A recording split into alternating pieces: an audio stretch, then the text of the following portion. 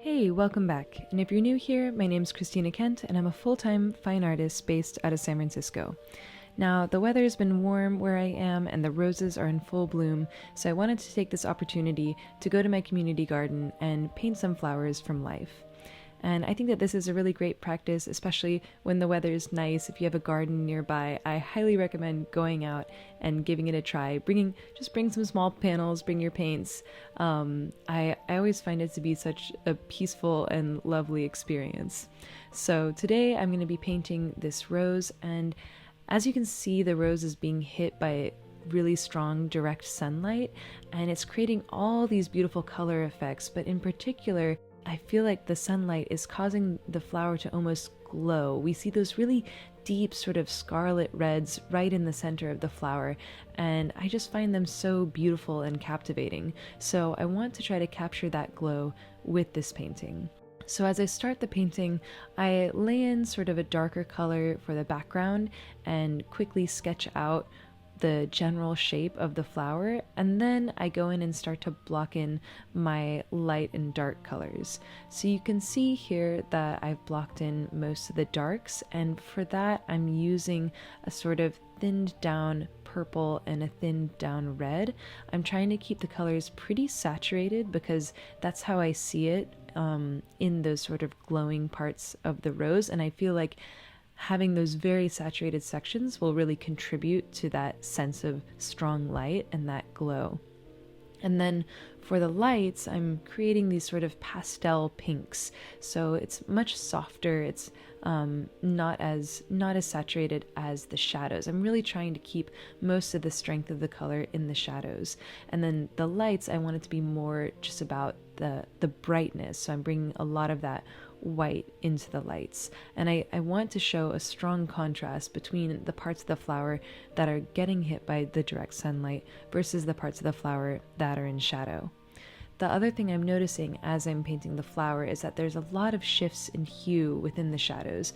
So I'm seeing parts of the flower are shifting towards almost a blue tone, other parts are purple, other parts are a deeper red, and some parts are the parts that are kind of closest to the highlights are slightly more orange. So I'm kind of going into these shadows and trying to add all those nuances. And then as I get towards the center of the rose, where I feel like that glow effect is strongest, I add some really bright saturated reds to draw the eye to that part of the flower and create that strong punch of color. And this is what I think really helps give the flower the sense that it's almost glowing, that rather than making the shadows necessarily darker, I mean, it's true that the colors in the center, they are darker in value, but they're not duller. I'm keeping that saturation, that brightness, and that really gives the flower a glow. And it's something that when I used to paint, I would mix almost black in with the shadows. I thought that shadows had to be dark, they had to be more towards black, but that can lead to sort of muddy or dull shadows that don't capture this richness. And so if you want to have these really vibrant shadows, and I think we can think back to like the Impressionists that had very vibrant shadows, that would put violet in their shadows and were known for I think their paintings were just so filled with light. So I think this is sort of taking a page out of their book by using a lot of saturation in the shadows to create that glow effect. And then as I'm going in the background, I'm trying to keep it relatively simple. I want most of the attention to be drawn towards the rose. So I'm just sort of suggesting different shapes for the leaves, the foliage that are around the rose. I'm trying to vary the brush strokes a little bit, and then I also go in with the palette knife to change the edges, to mix up the shapes. I don't want all of the shapes to look incredibly uniform, but at the same time, I don't want them to be so different as to distract your attention away from the main focus, which is the rose. So I just try to suggest different shapes and slightly different variations in hue for the leaves and the greenery that's in the background. And one thing that I like to do also that I kind of feel like contributes to the glow effect, but it also I think brings more harmony to the image, is to add bits of color from one section of the image to the other. And namely, in this case, I want to add some of those pinks and purples that we see in the rose into the foliage as well. And that's not to say that that's actually what I'm seeing. So here I'm sort of just improvising myself to try to come to a place of balance in the painting. And so I kind of test out where I can add little patches of pink and purple and see what seems to be too much, what seems to be balanced, kind of always checking whether or not something is working, if the painting needs more, if the painting needs less. But I like to put in, like, sometimes, if I have color in one focal point of the painting, I like to put that color in other parts of the painting just to give a little bit of, I think the best way to put it is it feels like it's just more balanced when I do that. And then it almost gives you a sense that the color is so bright, it's just like emanating from this rose and reflecting on the environment around it. And it's true that, if you're painting any object, the colors of that object will reflect on the environment around it, but I think sometimes it's just so subtle that it's very hard for our eyes to see. So here I'm sort of taking some artistic license and bringing that color into the area around the rose, just because I think that it leads to a more harmonious painting.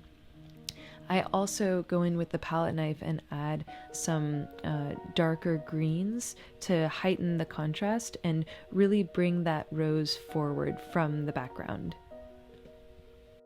And as I'm working with a palette knife, I'm adding and subtracting. I sometimes add new leaves and take other leaves away, not trying to draw each individual leaf, but instead to sort of suggest the shapes that I'm seeing in the leaves to give you a sense of the foliage without actually putting in every small detail, because that would just be absolutely overwhelming, and it would also draw your eye away from the rose. So I'm thinking about the leaves, the background, as sort of a supporting element, and also trying to create some lines and angles that point to the rose, that lead your eye there in the composition.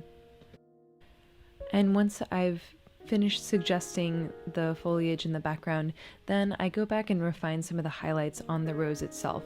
And I should say also, in addition to having that strong saturation right at the center of the rose, I think another thing that helps give the rose a sense of that it's glowing is using the palette knife and the brush to sort of draw the highlights up and away from the rose and into the background, almost as if it's so bright that you can actually see the light reflecting off of the rose. I just really like that effect in a painting. To me, it gives it almost like a sort of dreamlike quality. So I'm thinking about that as I'm going and adding in some more of these highlights and strengthening some of the highlights that I've already included, just to give that rose just this very strong, creating this really strong sense of light. And with the highlights, as with most of the painting in general, it can be very hard to simplify and to not get too stuck in all of the details.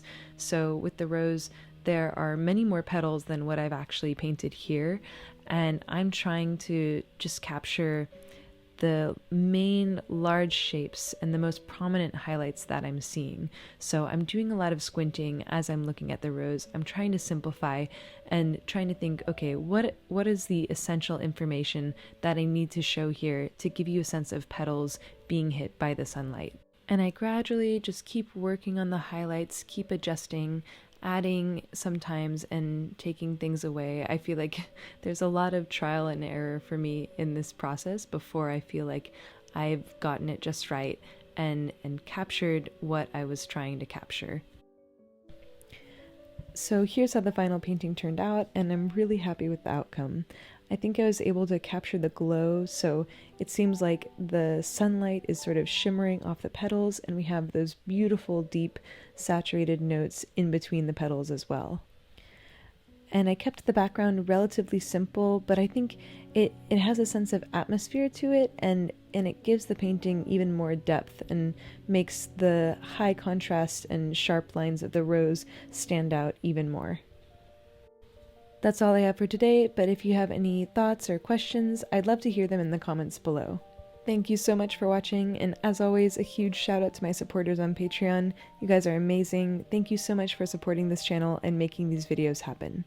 If you like my art, if you like my videos, and you want to help me make more, check out my Patreon at the link. Thanks again for watching, and I'll see you next time.